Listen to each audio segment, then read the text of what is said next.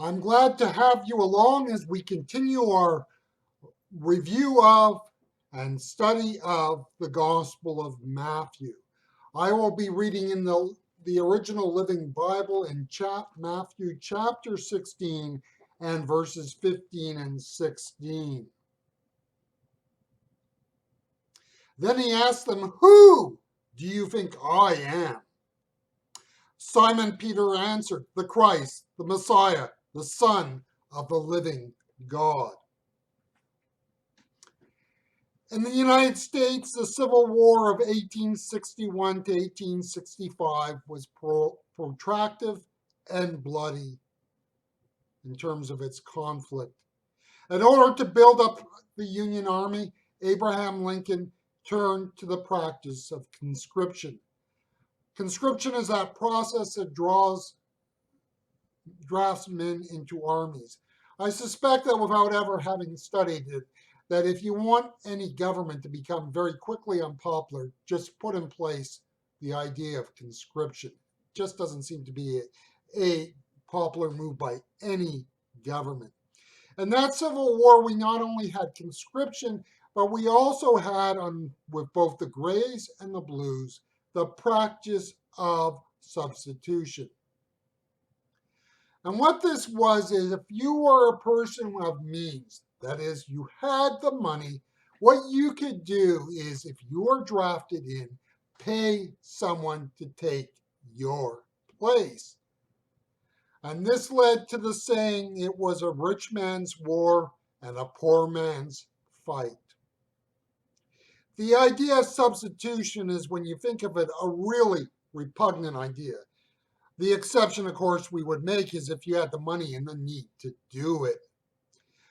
We can readily understand that to avoid military service during a time of war is a way to improve your odds of living a long life. We can also say that the avoidance of military service in a way is a misuse and abuse of one's citizenship. Now, full disclosure, this is said by a person who kind of leans to sort of the pacifist side of things, right?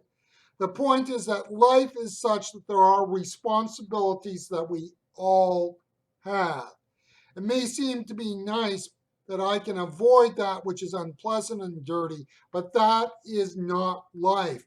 To actually live life is to have responsibilities. You cannot ultimately live life in a healthy sort of way by avoiding responsibilities.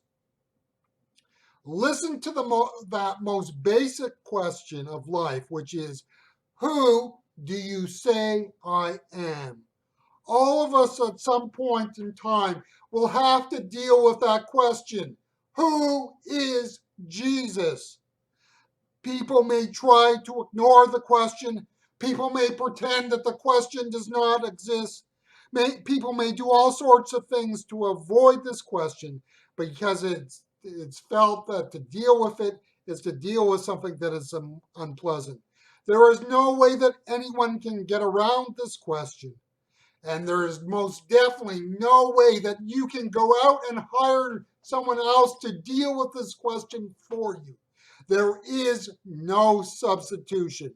We all have to deal with this question.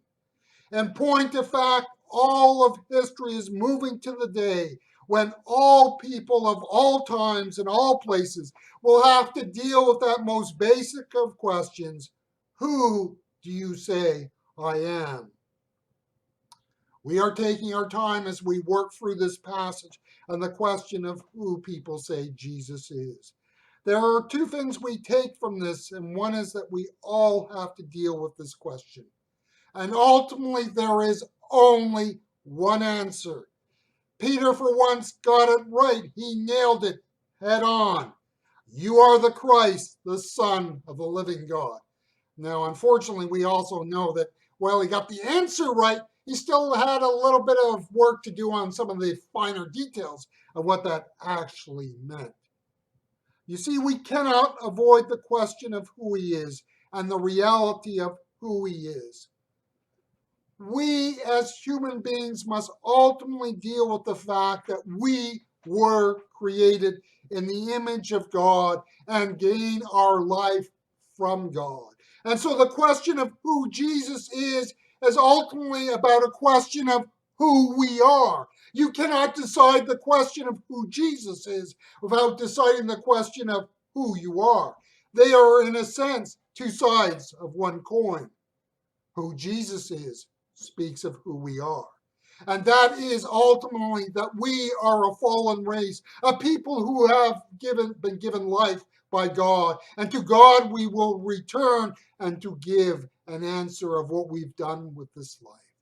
To really know Jesus is to really know who we are. And if we really want to know who we are, we must know who he is.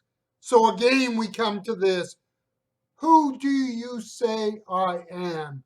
Jesus is asking you today.